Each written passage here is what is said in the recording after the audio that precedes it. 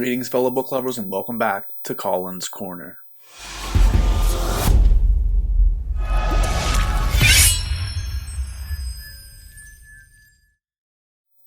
Today, we'll be going over everything that I read in the month of June, but before we do, we have to go over the answer for the last Comedy with Colin segment, where I asked you guys the joke, what does a nosy pepper do? The answer? It gets all up in your business. Alright, with that out of the way, let's get on with what I read in June. So I started off the month with my continuation of the Dresden Files with Book 3, that is Grave Peril. If you aren't aware, this is a read-along that I am doing with my mom, actually, so we're taking our time. We're just kind of chipping away at this, a book every month or two, and we want to continue on with this series that is beloved by so many people. I would say that I've enjoyed the first 3 books about the same, which is to say that I did enjoy them. Grave Peril, I believe, is the most polished of the first 3 so far, but I think my favorite plot line was actually in Book 2, Full Moon, but I will say that, I believe Grave Peril was the best executed of the first 3 Dresden books for sure, and I'm really excited to continue along in this series and watch this kind of world open up as Butcher grows as an author, because I've certainly noticed from book to book an improvement upon the previous book, so it's been really cool to see Butcher grow, and I'm really excited. A lot of people have told me that they think I'm going to really like the 4th book, Summer Night, so I will be getting into that soon. I'm not sure exactly when. If you're wondering what my more in-depth thoughts are on the first 3 Dresden books, I did release a video just kind of going over my overall thoughts, experiences, feelings, and just like a short synopsis of each of the first 3 books. I will link that video in the description so that you can watch that if you would like. Next, I read The Legend of Black Jack by A.R. Witham. Now, this is a self-published book that is marketed as a YA portal fantasy. I don't read a lot of YA, so this was a much-needed step out of my comfort zone, albeit it was in the genre that I typically read, of fantasy. The tone was pretty light compared to what I've been reading recently, even though the characters were faced with some pretty daunting tasks throughout this book.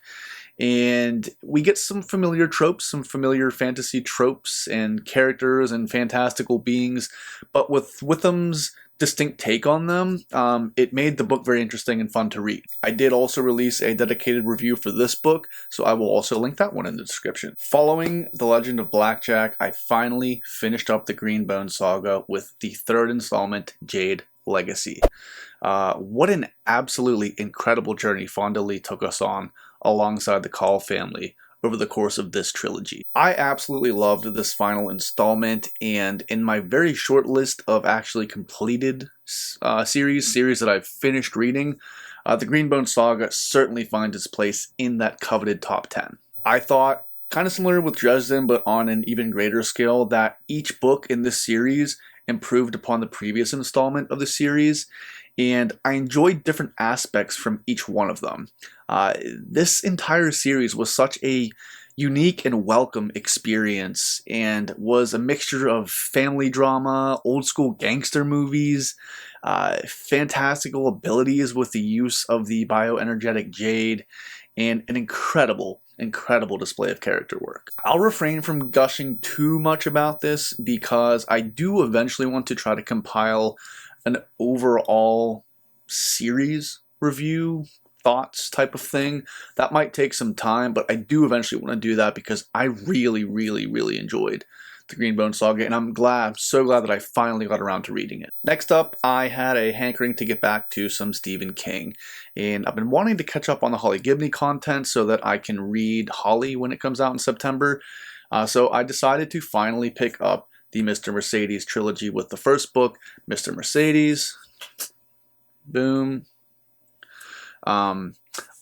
This is my first experience with any of King's crime novels. I haven't read Billy Summers. I haven't read any of the hard case crime novels yet. I do own them, but I haven't gotten around to reading them.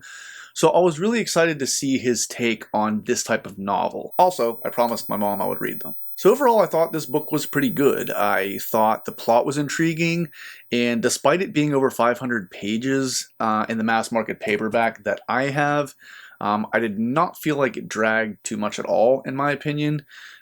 Bill Hodges was giving me some heavy, like Ted Brautigan, Ralph Roberts vibes. If you've read Hearts in Atlantis or Insomnia, maybe you guys agree with me, or maybe you think I'm crazy.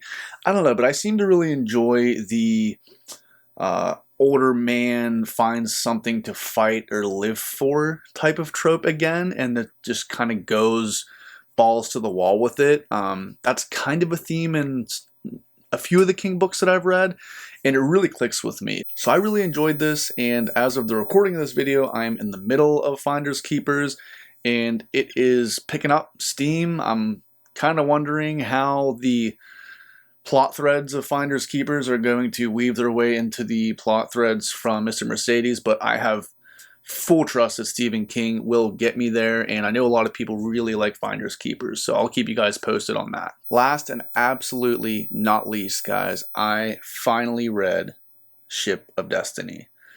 And I want to give a shout out to Jake Bishop and Derry from Derry's Reddit before for maintaining the sentiment that you should not skip Liveship Traders. They are 100% correct. Please do not skip the Liveship Traders trilogy. This series blew my brain apart in the best way possible. And this final installment delivered in ways that I never could have imagined. Ship of Destiny had one of the single best, maybe the best reveal I've ever read in any book. It absolutely swept me off my feet. If you've read the book, you know what I'm talking about. Robin Hobb is 6 for 6 for me so far. Ship of Destiny is probably my favorite book. The only other one that might be, I have to be careful because there is some recency bias here. It's either Ship of Destiny or Assassin's Quest. So it seems like I'm just kind of a sucker for stories or series getting wrapped up well. But regardless, I did a wonderful, I had so much fun doing this discussion with Ben from Books with Genghis Khan on Ship of Destiny. It's spoiler filled, but I will link that in the description if you've read the books and you want to hear us theorize and gush over this awesome final installment in the Liveship Traders trilogy. And I do just want to mention that July 6th, I'm not sure when this video will be out, so maybe this would have already happened, but on July 6th, I will be on Derry's channel, Derry's Read It Before, with Ben. We will just be doing an entire Liveship Traders trilogy discussion, so not just Ship of Destiny. So I'm really excited for that. Derry is like a literal Hobb encyclopedia. If you guys have read this, please stop by in the live chat. We love talking to people, and it really, really helps propel the conversation. So, yeah, stop by on Derry's channel on July 6th. I believe it's going to either be 8 or 9 p.m. Eastern, but we will keep you posted on that. That's going to do it for today's video. Just a quick housekeeping thing to mention to you guys. I, in conjunction with, I think, 10 other booktubers have started a Discord channel, and we just recently went live with it. So we're just kind of letting people know that if you want to come hang out with some of your favorite faces from the class of 2023 booktube community, I will put the link to the Discord in the description of this video. We would love to have you come and hang out and chat with us there. But yeah, that's going to do it, guys. Between finishing the Greenbone saga and Liveship Traders, this is one of the best reading months that I've had in a very, very long time. You know, I think Liveship singularly, not, like, removed from Realm of the Elderlings, and then Greenbone Saga as itself, obviously. Two of the best series that I've read in a very, very long time. So I had a blast reading this month. Let me know what your favorite book was that you read in the month of June in the comments. Before we go, guys, we have to do comedy with Colin. Today's joke, guys, is going to be, who invented King Arthur's round table? If you think you know the answer, drop it down in the comments below. Thank you guys so much if you're still here for watching this video. If you liked it, please give it a like. If you're enjoying the content on the channel so far, please do consider subscribing. I hope you are all enjoying what you're currently reading, and remember, you're always welcome in Colin's Corner.